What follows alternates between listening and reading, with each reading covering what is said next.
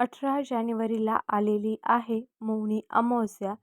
पौष अमावस्या सुद्धा याला म्हटलं जातं आणि ह्या अमावस्याचं खास असं वैशिष्ट्य आहे.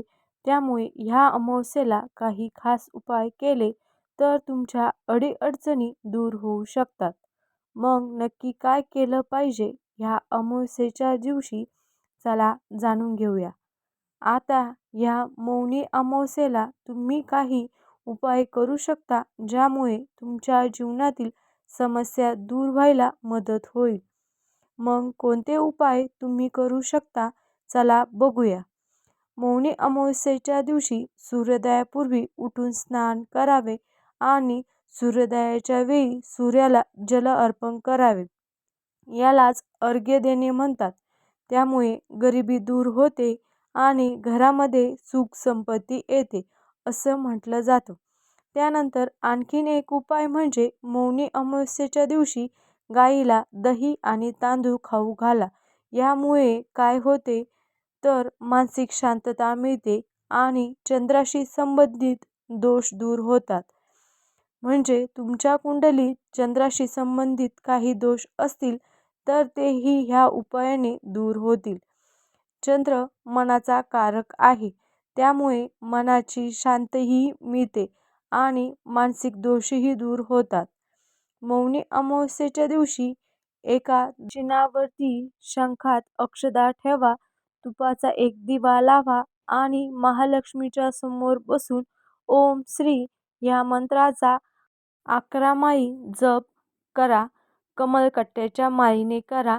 असं मानलं जातं की ह्यामुळे महालक्ष्मीची कृपा आपल्यावर होते आणि घरात सुख संपत्ती येते.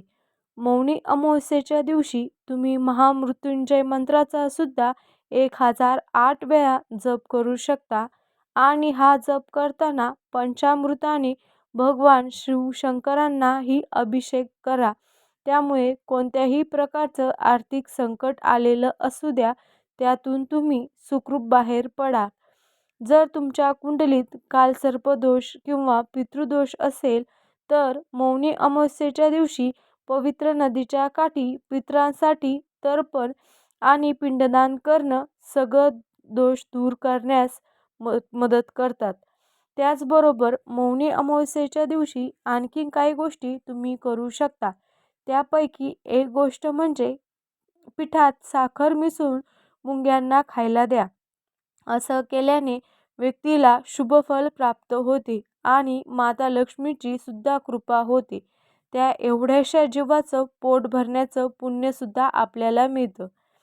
त्यानंतर मौनी अमावस्येच्या दिवशी स्नान आणि दान केल्यानंतर माशांना सुद्धा तुम्ही पिठाचे काही गोळे करून खायला घालू शकता. त्यामुळे सुद्धा तुमच्या समस्या दूर होतील. त्यानंतर मौनी अमावस्येला तुम्हाला दान अवश्य करायचं आहे. त्यामुळे सुद्धा माता लक्ष्मीची कृपा आपल्यावर होते. गरीब आणि गरजू व्यक्तींना ज्या गोष्टी तुम्ही देऊ शकता त्या गोष्टीचं दान नक्की करा. त्यामुळे पितरांचा आशीर्वाद मिळतो.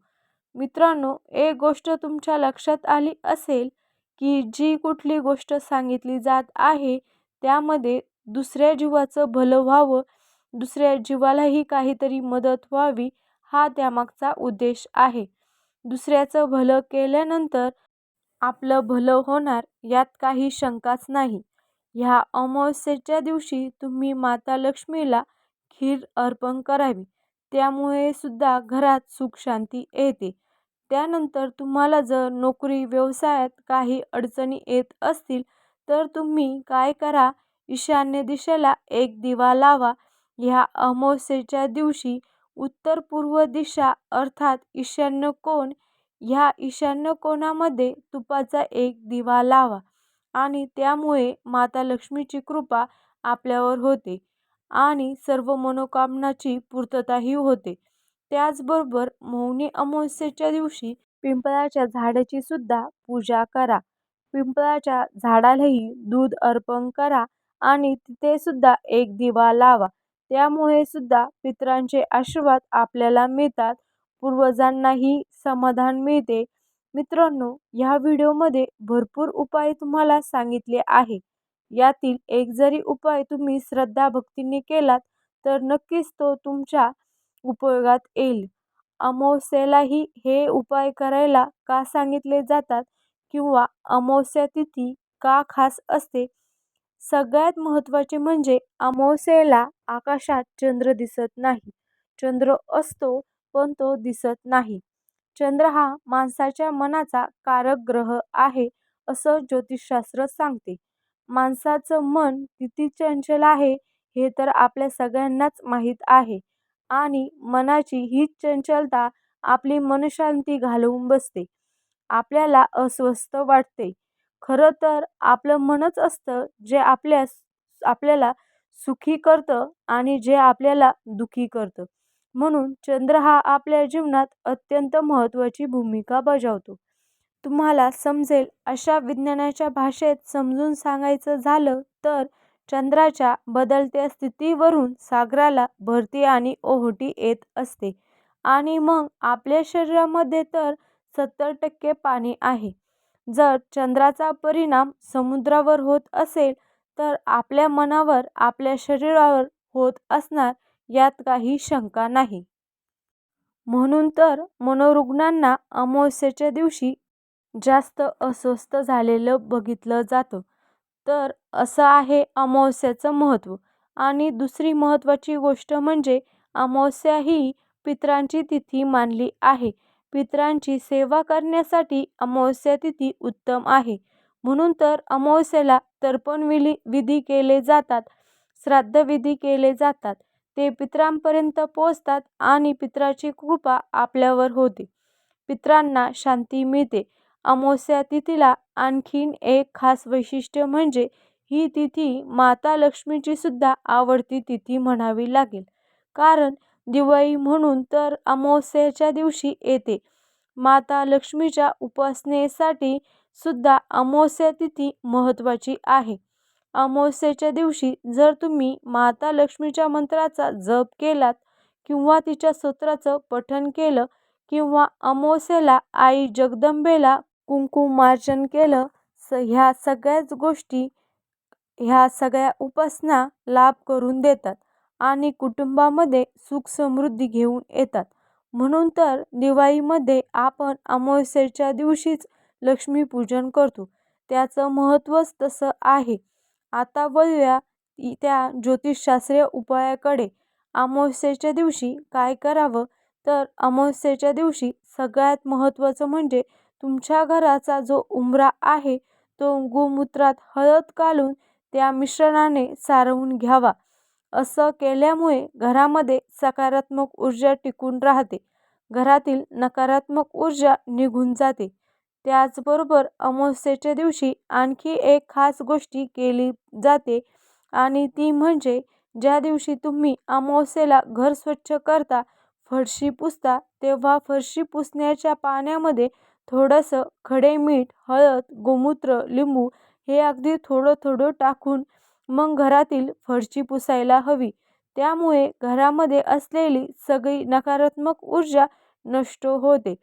सगळ्यात महत्त्वाचं म्हणजे ह्याच पाण्याने तुम्ही तुमचे यंत्र किंवा वाहनही पुसू शकता. अमावास्येच्या दिवशी घराची साफसफाई करावी असं आवर्जून सांगितलं जातं. घरात जळमटं झाली असतील किंवा तुमच्या ऑफिसच्या ठिकाणी काही अस्वच्छता असेल तर ती तुम्ही अमावास्येच्या दिवशी नक्की स्वच्छ करा. अमावास्येच्या दिवशी घर स्वच्छ केल्याने आपल्या मनाचीही स्वच्छता होते आणि मध्ये प्रसन्नता येते आणि घरात माता लक्ष्मी येते. दिवाळीचं उदाहरण अगोदर दिलं आहे. म्हणून तर दिवाळीत आपण किती स्वच्छता करतो. घर, ऑफिस, कधी न आवरलेल्या खोल्या, कधी न आवरलेले कप्पे सुद्धा दिवाळीमध्ये स्वच्छ केले जातात. कारण अमावास्येच्या आधी स्वच्छता करून मग लक्ष्मीपूजन केलं जातं. आता ज्यांच्या घरामध्ये सतत आजारपण आहे अशांसाठी एक उपाय म्हणजे अमावास्येच्या दिवशी पंचगव्य संपूर्ण शरीराला उठण्यासारखं लावून अंघोळ करावी. त्यामुळे आरोग्याची प्राप्ती होते. आणखीन एक उपाय म्हणजे गायत्री मंत्र किंवा महामृत्युंजय मंत्र ह्या उजव्या हाताची बोटं त्या पंचामृतामध्ये बुडवून म्हणावा आणि मग त्याच पंचगव्याने अंघोळ करावी. जर तुम्हाला शक्य असेल तर तुम्ही नदी तीरावर किंवा नदीमध्ये तीर्थक्षेत्री अंघोळ करणार असाल तर ते पंचगव्य संपूर्ण शरीराला लावू शकता. पंचगव्य अंगाला लावल्यानंतर साबण मात्र लावू नये.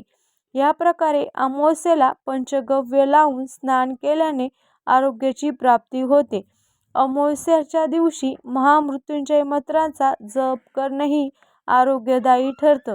भगवान शिवशंकरांची कृपा त्यामुळे प्राप्त होते. आपल्या घराच्या सुरक्षिततेसाठी उजव्या हातात पिवळी मोहरी घेऊन 11 वेळा कालभैरव अष्टक म्हणून ती घरामध्ये आणि घराच्या बाहेर टाकल्यास वाईट शक्ती घरातून निघून जातात. घरातल्या सर्व सदस्यांना सगळ्या प्रकारच्या संकटापासून संरक्षण होते. हाही एक उपाय अमावास्येच्या दिवशी करायला ज्योतिषशास्त्रानुसार सांगितलं जातं. मंडळी, अमावास्येच्या दिवशी तुमच्या घराच्या आजूबाजूला किंवा शेतामध्ये म्हसोबा किंवा मुंजोबा, माऊलाया असे जे देवता आहेत त्या देवतांना हार, नारळ, खडीसाखर अर्पण करावी. अमावास्येच्या दिवशी दानधर्म नक्की करावा. तो पितरांसाठीही लाभदायक ठरतो आणि आपल्या कुटुंबासाठी अमावास्येच्या दिवशी तुम्हाला जे दान करणं शक्य असेल ते दान करावं. वस्त्रदान, अन्नदान किंवा ज्या स्वरूपामध्ये तुम्ही दान देऊ शकता त्या स्वरूपामध्ये दान करावं. अमावास्येच्या दिवशी केलेल्या दानामुळे पितरांना शांती मिळते. त्याचबरोबर आपल्याही कुटुंबामध्ये ज्या काही अडीअडचणी असतात त्या दूर होतात असं म्हटलं जातं. तुमच्या घरात जर तुम्हाला शांतता मिळत नसेल, सुख शांती नाही असं सतत वाटत असेल तर तुमच्या राहत्या घरामध्ये एक नारळ पूर्ण सोलून तो देवाजवळ ठेवावा. शेंडी देवाकडे करावी आणि रोज सकाळी आणि संध्याकाळी त्या नारळावर एकानंतर एक असे 7 कापूर जाळावे. कापूर जळत असताना श्री स्वामी समर्थ ह्या मंत्राचा जप करावा आणि गायत्री मंत्राचाही जप करावा. दर पौर्णिमा किंवा अमावास्येला तो नारळ बदलून घ्यावा. जुन्या नारळाचा प्रसाद घरातल्यांनी खावा. नारळ खराब निघाल्यास तो विसर्जित करावा. हा उपाय सुद्धा तुम्ही अमावास्येला करू शकता. अमावास्येच्या दिवशी आणखीन एक महत्त्वाची गोष्ट म्हणजे परान्न घेऊ नये. अमावास्येच्या दिवशी कुणाकडेही काहीही खाऊ नये. तसंच बाहेरचं सुद्धा काहीही खाऊ नये. मग ती अमावास्या कुठल्याही महिन्यातली असू द्या. प्रत्येक महिन्यातील अमावास्येचं महत्त्व वेगळं असतं. त्या अमावास्येला नावही असतं. अमावास्येला तुम्हाला ह्या उपायापैकी जो उपाय करायला जमेल तो अवश्य करा. त्यामुळे घरातील सगळी नकारात्मक ऊर्जा निघून जाऊन घरामध्ये सुखशांती येते असं ज्योतिषशास्त्र सांगतं. सगळ्यात महत्त्वाचं म्हणजे बाकी काहीही करायला जमलं नाही तरी अमावास्येच्या दिवशी घराची स्वच्छता, तुमच्या कार्यालयाची स्वच्छता नक्की करा. त्यामुळे बघा, घर स्वच्छ झालं की तुमचं मन स्वच्छ होऊन कशी मनामध्ये प्रसन्नता येईल.